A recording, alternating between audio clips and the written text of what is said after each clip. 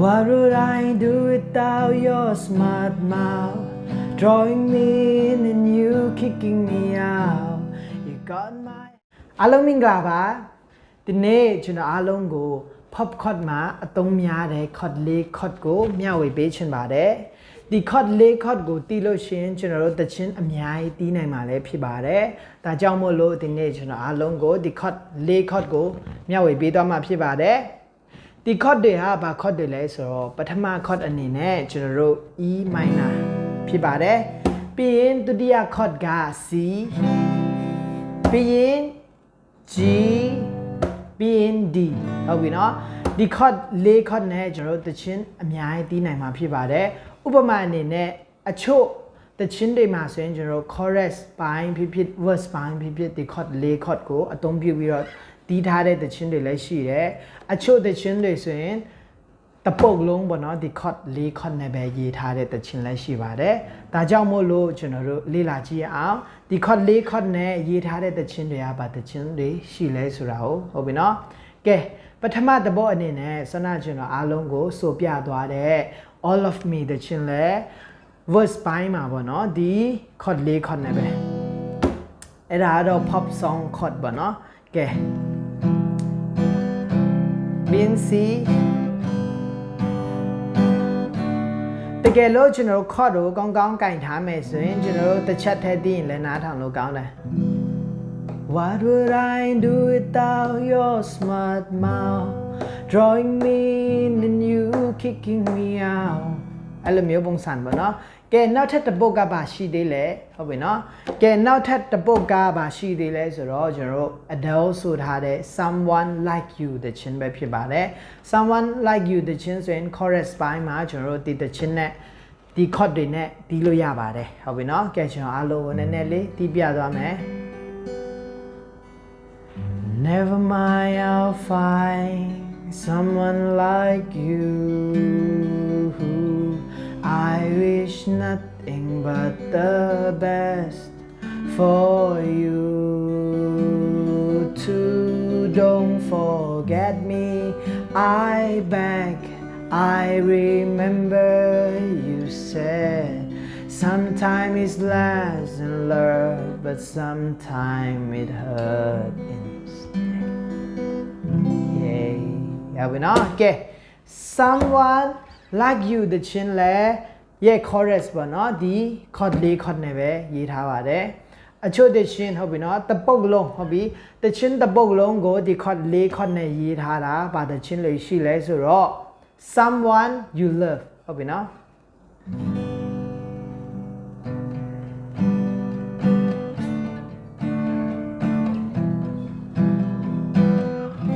ဟုတ်ပြီ someone you love တခြင်းကိုကျွန်တော်တို့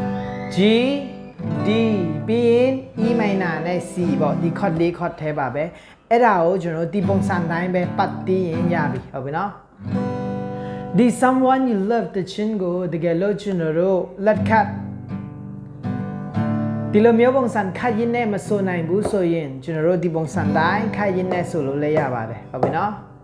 I'm going under and this time I fear there's no one to save me This all or nothing really got a way of driving me crazy